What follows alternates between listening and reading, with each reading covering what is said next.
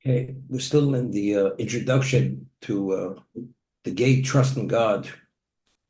Many years ago, there was a glut of lawyers.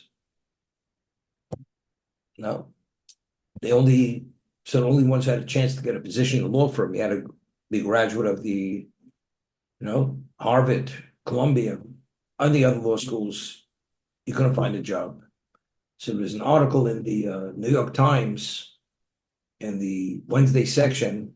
They said that the most secure position you could have today is become a rabbi in a synagogue or a temple. Why? Because if you're a rabbi in a synagogue or a temple, the salary is $400,000. You get 2 years vacation. The congregation gives you a home with a two-car garage with an allowance to travel. Couldn't it be better? Therefore, they encourage people to look into the rabbinate. Because there's a glut of lawyers. There was a glut of chemists. So what did they do? They became taxi drivers. A person, he doesn't have that Ivy League degree. All he has, his degree is what? In Talmud. His degree is he believes in God, unswerving faith in God, trust in God. There's no glut of that. Because that person in God's eyes is something special and unique, and God backs him to the hilt. And he'll always allow him to be fully invested in that without any distraction.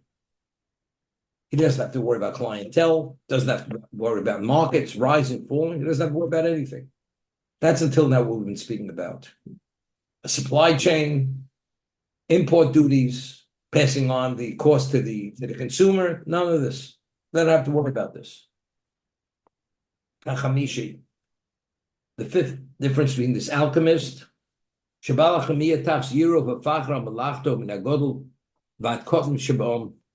we said before, a person has a reserve of gold, silver. He's worried for his life. He could be victimized. He could be killed. So if he has too much and he can't sell it right away, his life's in jeopardy. He doesn't have enough of it, and there's a demand. He can't meet the demand. So he's always looking over his shoulder, always worrying. The big guy, the little guy. The one who has trust in God, even the leaders will revere that person and respect him. He will have a presence. And because of that presence, because he's connected to Hashem, there's something about that person.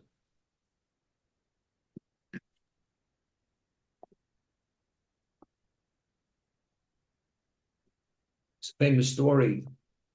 Masaryk, who was the prime minister of Romania, I think it was Masaryk. They have Masaryk houses in Queens, Masaryk.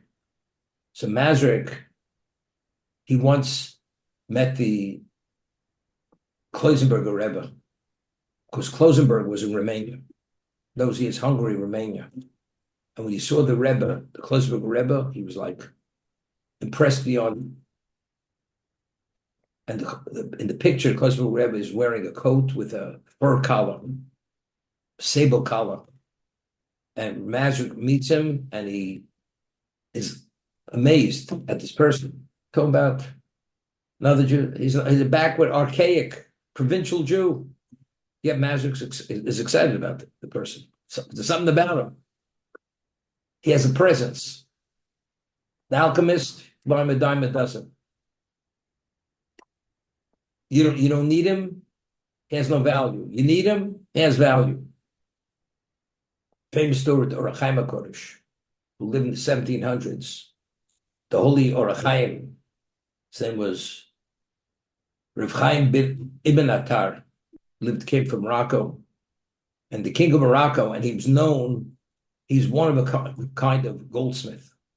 And he was able to fashion items of gold which were one of a kind. And the king of Morocco, his daughter was getting married, and he actually commissioned a number of things from the Orach Chaim HaKodesh. He heard about his reputation, and he gets the head of his entourage, whoever's responsible for this, to go meet the great rabbi that his daughter's getting married in 6 months. He wants these certain items to be ready for the wedding. Orach Chaim Rabbi Ibn Ben Attar says, I only work 1 hour a day. The rest of the day I study. The timeline, it's impossible for me to meet your demand. There's no way I'll have it ready for the wedding. And this is what he tells to the agent of the king. The agent of the king says to the rabbi, if you don't have it ready in time, you're going to the gallows. Or we're going to be throwing you into the lions then. The rabbi says, look, I told you, I can't do it. So I'm not going to obligate myself to something. I can't meet the demand. He goes back to the king. The king says to him, to the agent, if you don't have those items by the wedding, it's your head. We're going to have your head. So even more so, he goes every week, he's going to the great rabbi. This is what you're holding. He says, I'm still buying the gold. And I'm telling you, there's no way. I can't even meet a tenth of the order. Again, he threatens him. It's not ready. You're going to be thrown into the lions then. Okay? Time passes very quickly. It comes to the wedding a week before.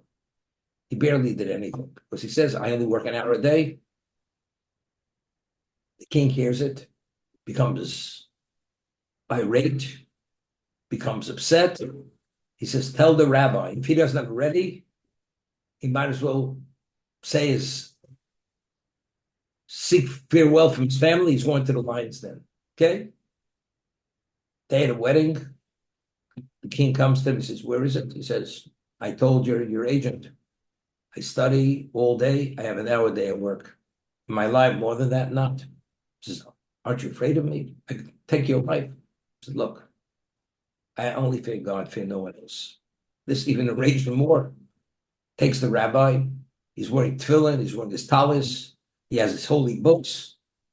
And the lions, you see human remains all over the lions then. And there's a big stone. He goes into the lion's pit, sits on the stone with his talis and tefillin, his books, and they figured they're going to check on him tomorrow. Figured the next day they're going to find just bones. He'd be totally devoured by the lion. Next day they come. He's sitting on the stone with his talis and tefillin. He's still studying.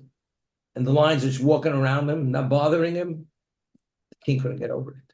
He was like amazed. He didn't realize what kind of holy person this is. To have such faith in God, to be so connected. He took him out. He begged forgiveness. And he put him on a pedestal. So he had to see him being protected, divine protection from the lion to appreciate who he was. After that, he saw him, this is one of a kind of person. I always tell the story about when Reb Baruch Ber spent 2 years in New York City. So he was given, the mayor of New York in 1928 was he headed the Tammany Hall. His name was, what was his name again? Forgot his name. Not Johnny. Jimmy Walker. Jimmy Walker. Yeah, I knew it was whiskey. Jimmy Walker. Okay. So Jimmy Walker, when he met Rabbi Leibowitz, he's going to make citizen of New York. They had bleachers in City Hall, Jimmy Walker, and he gets up, and the rabbi's sitting there, an old rabbi with a beard, with a black hat, with a long coat, and he says to all the constituents of New York City, you see this man? He's a refutation on the Darwinian theory. There's no way anybody can say this man comes from the ape. There's a gangster. Life means nothing to him. Bootlegging, everything under the sun. What did he say? He's a refutation. What does he see in it? The leaders will revere this person because he's so deeply embedded with God. There's something special. Can't put your finger on it, but it's something you must revere. The alchemist, Get him a dime a dozen. Can't supply you, you kill him. He could supply you, so then you chisel him to get a little cheaper. That's what it's all about.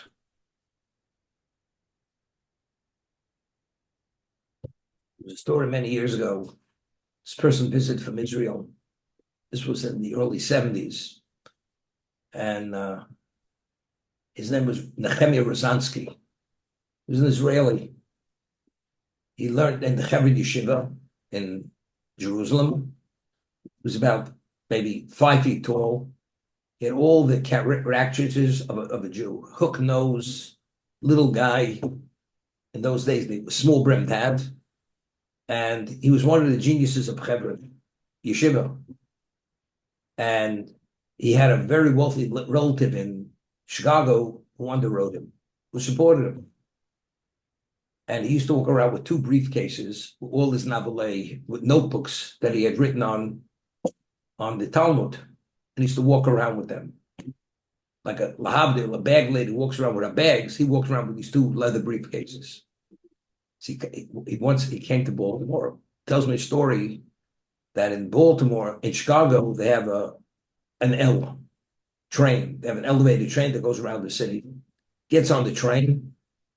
He sits down next to someone, and happens to be a person's an architect, an older man. And he sees, and he starts telling this little guy from Israel who speaks with a real heavy Israeli accent that, you see that skyscraper? I designed that. And as they keep going, I designed that, I designed this. So this little guy says to this architect, not a Jew, he says, Mister, I want to tell you something. You see your buildings? They're here today, gone tomorrow.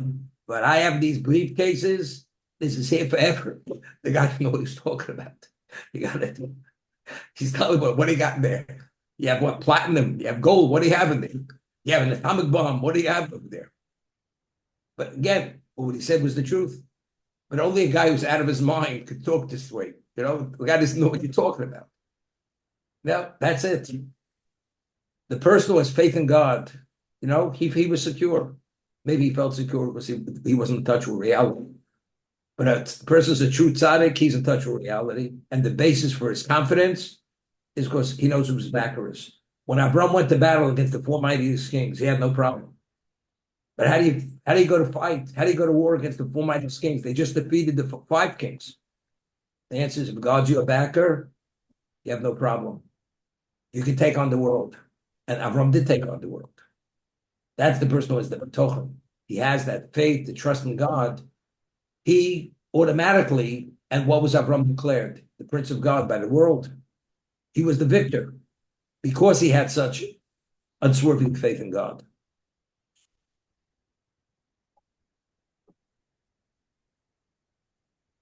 Chaim writes that in the late 1800s, you know, Jews who lived in Russia and Lithuania had very difficult lives. They lived in poverty. And in Western Europe, things were easier. In Hungary, things were easier. And so Jews, what did they do? It was known that if you wanted to shovel gold in the streets, you went to South Africa. South Africa was the Ivory Coast. You went there, so Jews went there, observant Jews, not great Talmidei Chacham Torah scholars, but observant. And they went there, and they meet the Boers, non-Jews, German descent, living in South Africa. And they see the business opportunities unbelievable. You could literally, what it takes years to earn a living in Russia, here you could make fortunes in just in a few months. And they figured they'll be here for a year, they'll go back with this nest egg, and they'll support their families. What happened? You go and negotiate or meet a person. There's a certain social aspect to the relationship. So the Boer invites the Jew to his house. The wine is not kosher. The food is not kosher. But the Jew figures, for the sake of business, short term, I'll cross the lines. After I make my fortune, I'll get back to myself, go back to Europe. I'll do tshuva, I'll repent, and do whatever else.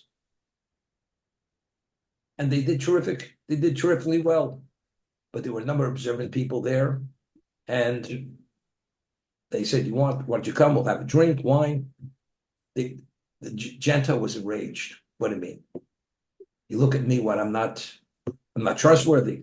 He says, I'm sorry, I have dietary laws, I'm bound to my God, I can't cross the lines. After a while, the Gentiles began realizing that if you want to trust anybody, you trust the person who doesn't turn his back on his own God. You want to trust him with money, you give him credit, he can be trusted because he's bound to God. The one who turns his back on God and not on me, because right now it's in his best interest not to turn his back on me. But if he turns his back on God, when he feels he's secure enough, he'll turn his back on me. I don't trust him. So ultimately, who did he end up trusting? The one who did not accept the hospitality. The Jew that was more committed to his belief, who stuck to his guns, he's the one who actually succeeded to a greater degree. What are we talking about? And the Gentile respected that person.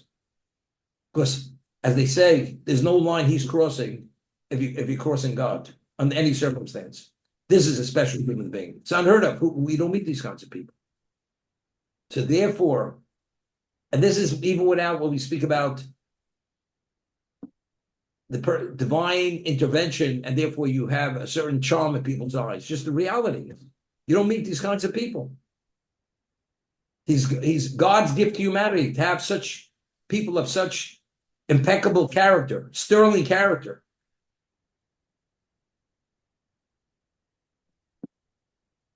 Some people have a reputation. Their word is golden. A handshake, they don't need more than that. They don't need a contract. They don't need witnesses. They don't need lawyers. The man's word is as good as gold. And I've heard it many times. I'm going to shut the recording. Even the animals and stones, Mevakshim Ritzono, they want to be associated with that kind of person. This week's reading, we read, Yaakov had taken stones, put it around his head. There are multiple stones. When he woke up, all the stones were fused into one stone. Because why did God create this world? For his glory. So the person who lives his glory and everything in the physical has a spiritual counterpart. And the spiritual counterpart that we're talking about, these are angels. Every angel wants that his value should be associated with the purpose of the objective of creation. If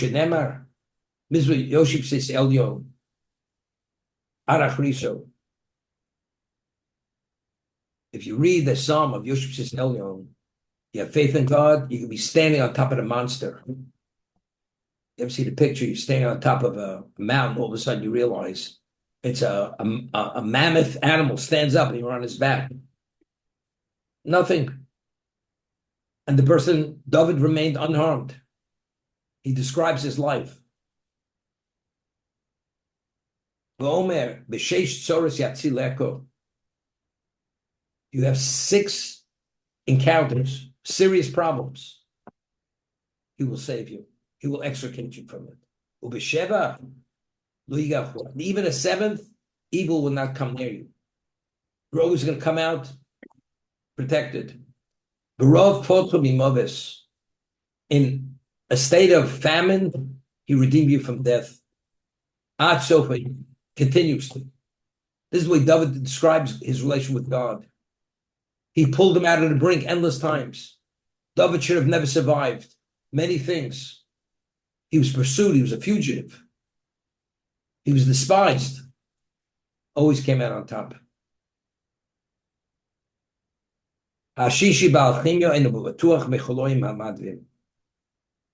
Person, he has the inventory, he has the clientele, he has the security, he has the protection, everything. What would be, all of a sudden he gets ill, contracts a disease. You never know. But you're so qualified, you're so gifted. You can be gifted, I always say, people, they believe they're invincible, but they don't realize God could always pull the plug on them. You're only as good as you're alive. The moment God decides to pull the plug, it's over. The alchemist, he has wealth, he has security, he has nothing, he's afraid of nothing. But one thing he's afraid of, he could become incapacitated. He's subject to disease, to illness. Shema'arvin olav simchosa ba'oshro, and this can undermine his joy due to his wealth. Can't even benefit from what's rightfully his. He'll have a hospital bed, which is equivalent of a throne. But a guy's hooked up with life support. And who could afford this kind of life support? When I first came to New York, I wasn't exposed to a lot of things. I was in touch with reality, but I'll tell you what this reality is. So this certain person started to learn with me. This person went to the University of Pennsylvania Law School. He ran a very big real estate business. In those years, I'm going back 40, it was worth $100 million, the real estate. It was his father's empire. And somehow he started to learn with me with another person who was a friend of his. And I met with him privately. He says to me, every single day, from Monday through Friday, I see a psychiatrist. 5 days a week.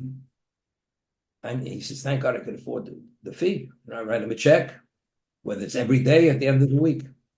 I said, what do you have to go to a psychiatrist for? He seems to be a normal guy. What do you go to the psychiatrist? Well, he arranges my day for me.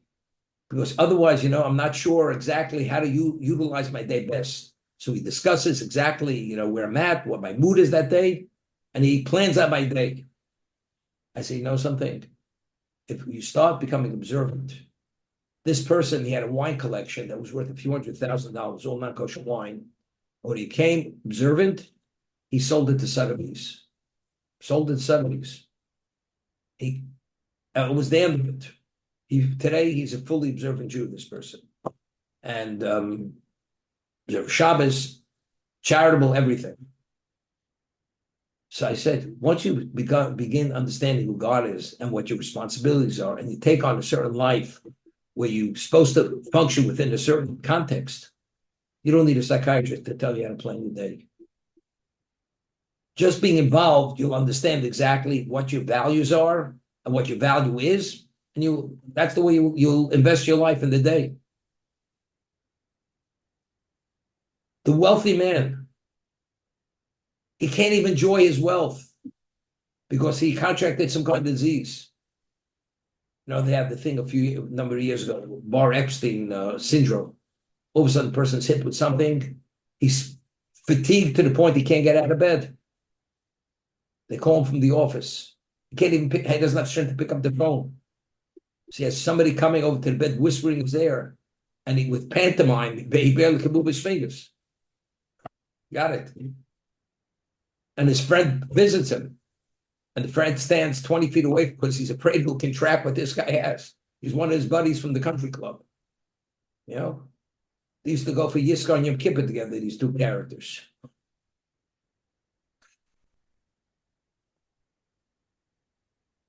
He can't even benefit from what he achieved. Person has faith in God, trust in God. He doesn't worry about illness. Doesn't worry about it. If God wants him to become ill, he'll become ill. If God doesn't want, it's all up to God. I have trust in God. So he doesn't worry about these things. He understands if God brings illness upon him, it's for the sake of atonement. It's in his best interest. Or it's a payoff. He's paying debt. That's what it is. So he doesn't see it that he's been denied anything. He just sees it in the positive. He sees it through a positive lens. The Talmud tells us that if you stub your finger and or your toe, and you see stars, what are you supposed to think? In Odom Nokiv you only stub your toe on the terrestrial level because they pronounced in heaven that you got to stub your toe, which means you're paying debt. You're paying off debt that you owe. So if that's the case, so if you think about that, you don't say to yourself, what kind of shlamazel am I? I can't even be responsible. I shouldn't stub my toe. No, he doesn't see it that way. He only did it because, I'll tell you the truth, every once in a while, you bang your head in the cabinet this and that. And whenever it happens to myself, the first thing that comes to mind instantaneously is that passage in the Gemara. It couldn't have happened unless God pronounced it above. That's it. Has nothing to me being a shlamazel or anything else, because I know I'm a careful guy. That's it. The other guy, his valet walks with him. He reprimands him. He says, next time it happens, you're going to be fired. Has nothing to do with the valet not watching over you. And what about if the guy has a heart attack? He's going to blame his valet because he gave him high cholesterol food for the past 20 years. Has nothing to do with the valet. Or he's going to fire the chef because he didn't cook the macrobiotic diet for him. I remember years ago, people used to go into macrobiotics. They had a special chef for them. They paid a fortune. And they were written up and they prided themselves. The person was 300 pounds overweight, but he had a macrobiotic chef in his kitchen to write. Sure. Kosher Kosuv, the Yilfu, the Orim, the go. They will become weary. The youth become weary and worn down. Ubachurim koshi koshelu. And the youth, they stumble. The Omar, the Kovi Hashem, Yachlifu Koach. But those who have faith in God, they continue to have renewed strength, continuously invigorated. The Omar Kizrosu Shom Tishabarno. The arms of the evil will be broken. The Somech Tzadikim Hashem. But the Tzadikim, the righteous, God will support them. Big, strong guy. You have a little, talk about, David and Goliath. Goliath was a giant. King David, he wasn't a king yet. He killed him with a slingshot. How did he kill him? See, the people don't know the story. Goliath's helmet that he wore on his forehead, covered his forehead. It was about a foot thick, the bronze. His bone structure of his skull was about a foot thick. When he flung that stone at him, it penetrated the bronze helmet, penetrated his skull, his forehead, and went straight into his brain and killed him. It was a miracle.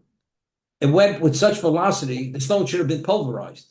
It shouldn't have gone through that bronze helmet. It was a miracle. It was like went through putty. But think David and Goliath, and undo David and Goliath. And David knew. When David stood up to Goliath, he says, "You son of a dog. You're a son of a dog. You're a nobody." He was blaspheming God for 40 days and 40 days, twice a day. He intimidated the Jewish people who were paralyzed from fear.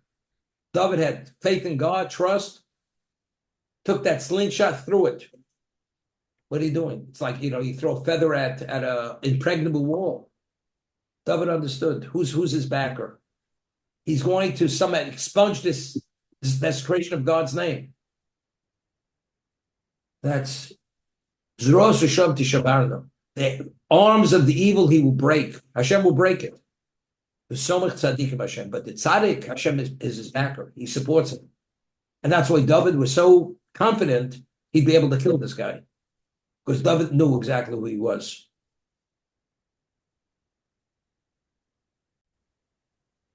The person used to be in Israel, the Israeli agency for tourism was called Isram.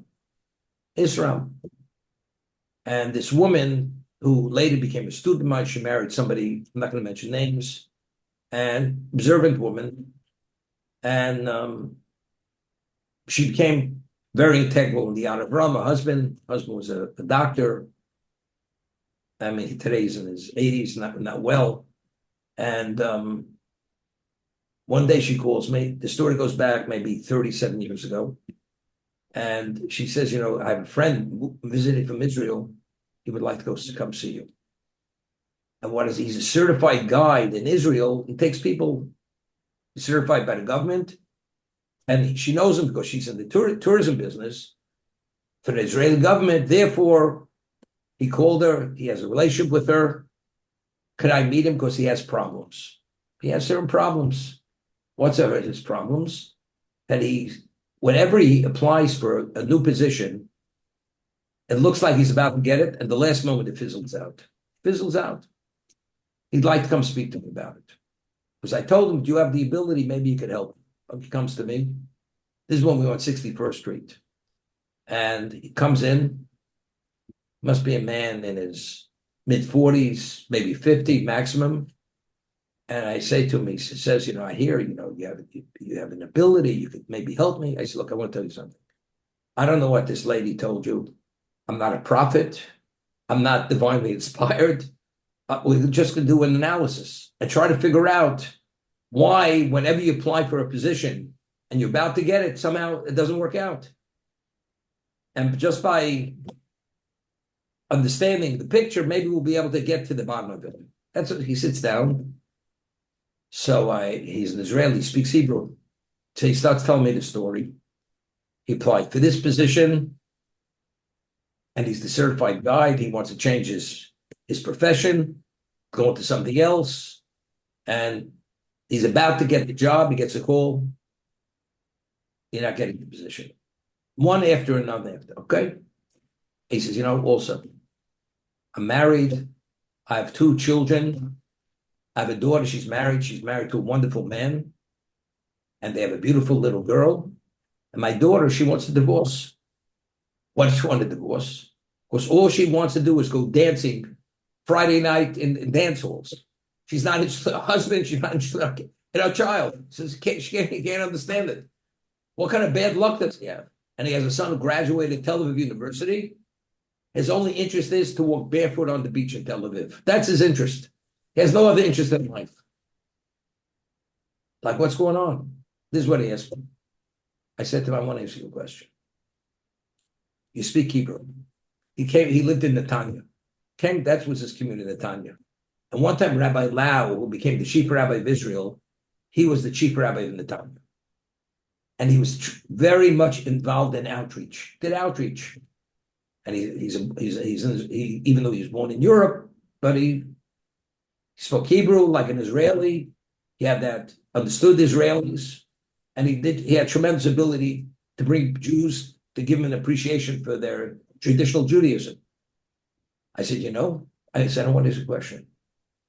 Friday night, do you have a special meal for the Shabbat? To indicate Shabbat.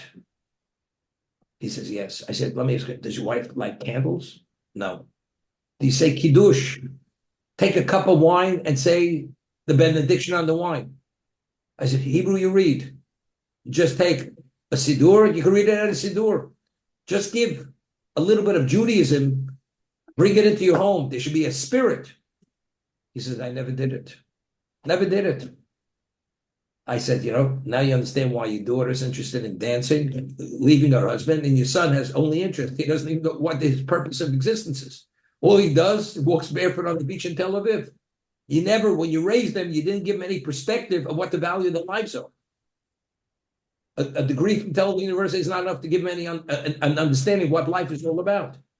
And your daughter, ignorance is bliss. You can dance away your life. Then he says to me like this. He says, I've got to tell you, this is the last nail in my coffin. He took a group to the Dead Sea. And when he was going, he was nearly in a car accident. He was nearly killed. So when a person tells me certain things, I have a certain sense. I said, could you do me a favor? Tell me what day of the week it was. When did it happen? It was on Rosh Hashanah. You hear this? In Israel, Rosh Hashanah is literally a legal holiday. Even secular Jews, unless you're totally detached at a level that you have no sense of your Jewishness, it's a solemn day. I said, what are you doing with tourists on Rosh Hashanah? He says, well, there's a group that came from Germany because there were no Jews to take around because they were all in synagogue. So I took this group to whatever it is. And I was nearly killed.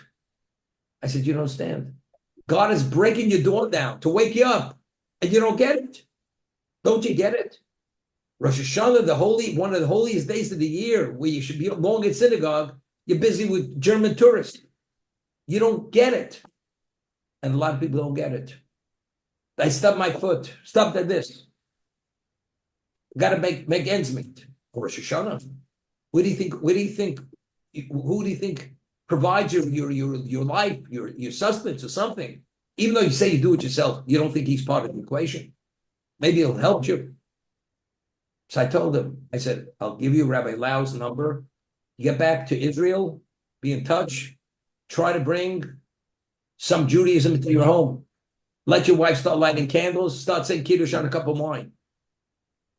Maybe have a group of studying in your home, what they call Chugei Bayit in Israel. Maybe create the atmosphere.